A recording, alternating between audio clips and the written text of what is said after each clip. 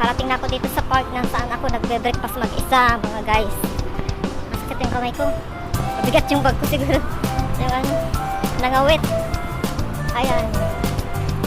Dito na ako sa malapit sa sa public toilet kasi pagkatapos kong kumain, sinagbaan ako ng noodles. Biskuit lang. Hindi na ako bumili ng tinapay, guys. Kasi marami yung noodles ko. Malaki yung noodles. Chinese noodles yun. Kinain ko. Hindi kasya dun sa cup ko. Kinain ko na yung isa. Ay, yung tira niya. Kaya ituloy ko kumain ngayon. Dito yung mga matatanda na maraming nag-e-exercise. Lagi-lagi yan. So, hindi ako makadaan. Doon tayo uupo. Diyan ako uupo. Diyan. Ayan, maraming matatanda dito. Nakaugalian nila na mag-exercise, mga guys. Exercise o kaya yoga. Ang dami nila, oh, tignan nyo. Ayan, tapos meron pa nakaupo doon. Ayan, kaya yung mga matatanda dito masisigla.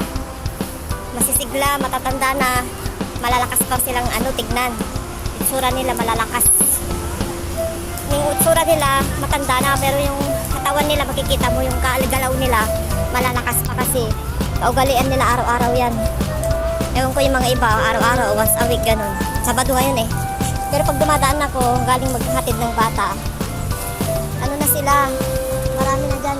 Kung saang part, marami ako nakikitang. Pero mas marami ngayong Sabado. Ayan.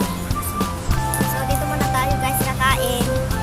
Bago kami mag-meet ng kasama ko na taga-Diamond Hill at papasok kami sa training. So, 2 linggo na lang matatapos na kami.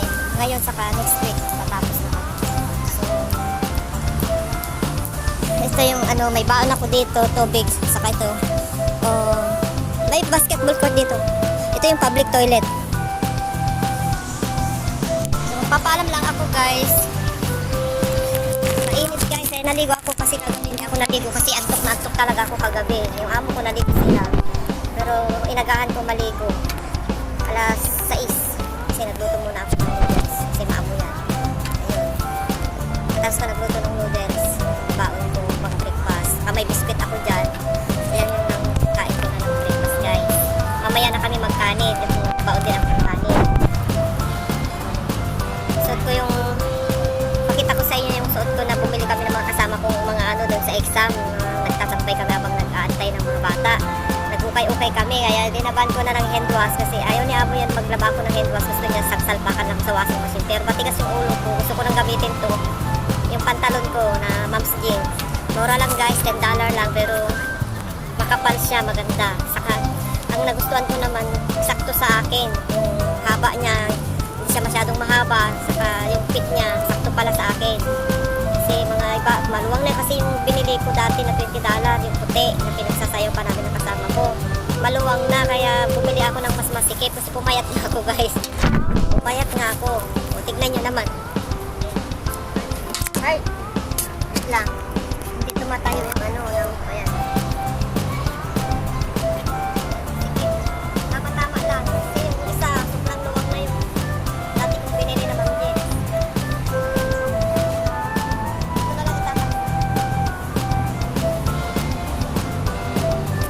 Maluwang pa konti sa baba, pero yung hips niya, tama lang yung hips niya.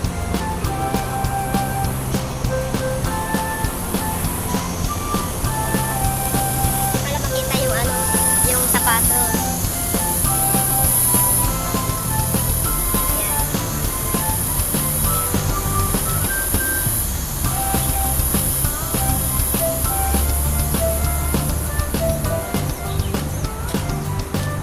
Hindi pala ako nakapag-exercise kanina, kaya napa-exercise na ako tuloy. Nakita ko yung mga matatanda, mga guys. Kasi hindi ako nag-exercise kanina kasi wala nang oras.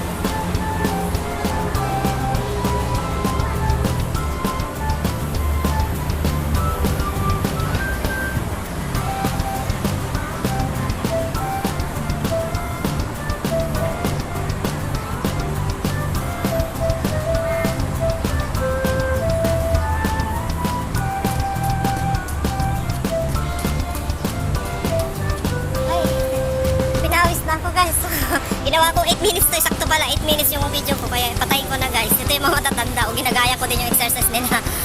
Babay na muna guys, pinawis na ako. Ang sarap mag-exercise. Kaso sakit na yung paa ko. Ito, masakit na guys.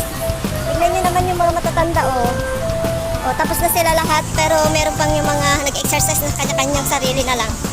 Hindi pa sila siguro na-late mga yan. Kulang yung exercise nila. Kaya na.